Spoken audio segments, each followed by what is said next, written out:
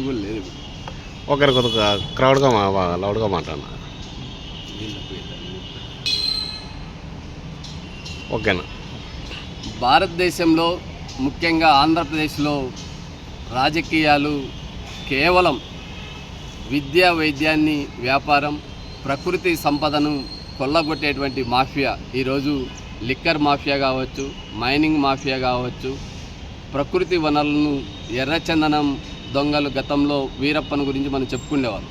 కానీ వీరందరూ ఈరోజు వాటిని వ్యాపారం చేసి రాజకీయాల్లో పెట్టుబడులు పెట్టి ప్రజాస్వామ్యాన్ని హత్య చేస్తూ ఉన్నారు. రాజ్యాంగబద్ధంగా ప్రజలకు దక్కాల్సినటువంటి హక్కుల్ని కాలరాస్తూ ఉన్నారు.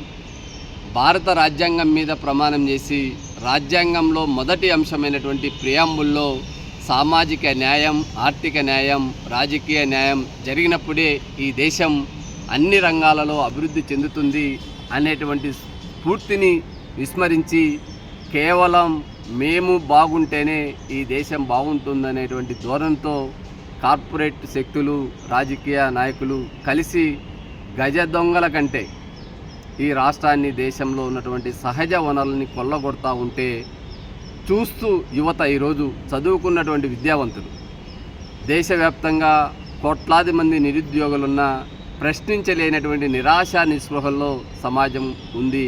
కారణాలు అన్వేషించాల్సినటువంటి బాధ్యత మీడియాకి ఉంది, సామాజిక ఉద్యమకారులకు ఉంది, మేధావులకు ఉంది. కానీ ఈరోజు ఒక్కటే రిజర్వేషన్ల పరిరక్షణ సమితి, రిజర్వేషన్ ఎంప్లాయీస్ ఫెడరేషన్ ఆధ్వర్యంలో రాయలసీమ జిల్లాల్లో ఉన్నటువంటి ముఖ్యమైనటువంటి మేధావులతో ఒక మేధో మదనాన్ని జరిపి ముఖ్యంగా భారత రాజ్యాంగం కల్పించినటువంటి హక్కుల్ని, రాజ్యాంగ ఫలాల్ని ప్రజలకు దక్కే విధంగా, రెండోది ఈ పాలకులు చేస్తున్నటువంటి దోపిడీ, ముఖ్యంగా ఆంధ్రప్రదేశ్లో 2014 నుంచి ఆంధ్రప్రదేశ్ పరిపాలన అనేటువంటిది 2 కుటుంబాల పాలనగా జరిగి 2 కుటుంబాలకు ముఠాలుగా ఏర్పడి ఈరోజు రాష్ట్రంలో ఉన్నటువంటి ఇసుకను మొదలుకొని, లిక్కర్ను మొదలుకొని, మైనింగ్ను మొదలుకొని, వెరైటీస్ను మొదలుకొని, ఎర్రచందనాన్ని మొదలుకొని, పేదల భూములు మొదలుకొని, ప్రభుత్వ భూములు మొదలుకొని కొల్లగొట్టి ఒక బలమైనటువంటి ఆర్థిక నేర సామ్రాజ్యాన్ని ఏర్పాటు చేసుకొని ప్రజలకు దక్కాల్సినటువంటి నాణ్యమైన విద్య కానీ, నాణ్యమైనటువంటి వైద్యం కానీ, కనీసం పౌష్టికాహారాన్ని అందించాల్సినటువంటి బాధ్యత ప్రభుత్వాన్ని. ఈరోజు భారతదేశం ప్రపంచ దేశాల్లో పౌష్టికాహార లోపంతో దాదాపు 44% మంది పిల్లలు అకాల మరణాలు పొందుతున్నారు అనేటువంటి నివేదికను చూస్తే కడుపు తరక్కపోతుంది. ఇలాంటి అసమర్థమైనటువంటి వ్యక్తులు పరిపాలన కొనసాగిస్తూ రాష్ట్రాన్ని, దేశాన్ని కొల్లగొడుతున్నారు. విద్యావంతులారా మేలుకోండి అని చెప్పి పిలుపునిస్తూ ముఖ్యంగా ఉన్నత విద్య నిర్వీర్యమైపోయింది. 14 సంవత్సరాలుగా నియామకాలు లేక డాక్టరేట్ చేసినటువంటి నిరుద్యోగ యువత అదే ప్రభుత్వానికి అనుకూలంగా ఉన్నటువంటి తమ సామాజిక వర్గం ఏర్పాటు చేసినటువంటి ప్రైవేటు విశ్వవిద్యాలయాల్లోనూ, డీమ్డ్ విశ్వవిద్యాలయాలను రకరకాల పేర్లతో నిరుద్యోగ శ్రమని ఒకవైపు కొల్లగొడుతున్నారు. ప్రజల యొక్క సెంటిమెంట్ని వేల లక్షల రూపాయలు ఫీజులు నిర్ణయించి ప్రభుత్వం ఉచితంగా అందించాల్సినటువంటి విద్యను వేల కోట్ల వ్యాపారానికి శ్రీకారం చుట్టినటువంటి ఈ దగుల్పాచి రాజకీయ నేతల యొక్క నిజస్వరూపాన్ని ఖచ్చితంగా ప్రతి పౌరుడు ప్రశ్నించాలా. కులాల వారీగా సమాజాన్ని విడగొట్టారు. కానీ భారత రాజ్యాంగ ఫలాలు ప్రజలందరికీ దక్కపోతే అన్ని కులాలు నాశనం అవుతాయి, అన్ని మతాలు నాశనం అవుతాయి. కేవలం వ్యక్తులు మాత్రమే ఆ దందాన్ని నడిపేటువంటి, ఆ దోపిడీలో భాగస్వామైనటువంటి వ్యక్తులు మాత్రమే బాగుపడతారు. యువత మేల్కొనండి.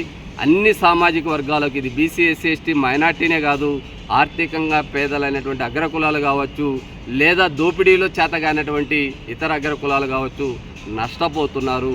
ఈ దేశం అభివృద్ధి చెందాలన్నా, ఈ రాష్ట్రం అభివృద్ధి చెందాలన్నా భారత రాజ్యాంగం ఇచ్చినటువంటి, డాక్టర్ బిఆర్ అంబేద్కర్ కల్పించినటువంటి రాజ్యాంగ హక్కుల్ని కాపాడుకోవాల్సినటువంటి బాధ్యత ఉంది. 75 సంవత్సరాల రాజ్యాంగ అమల్లో ఈ దేశంలో ఏం జరిగిందంటే దోపిడీ జరిగింది.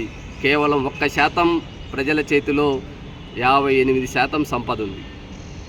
80% ఉన్నటువంటి ప్రజల మధ్య కేవలం దినదిన గండంగా ప్రతి పూటకి అడుక్కుని కష్టపడి సంపాదించుకునేటువంటి దౌర్భాగ్య పరిస్థితి.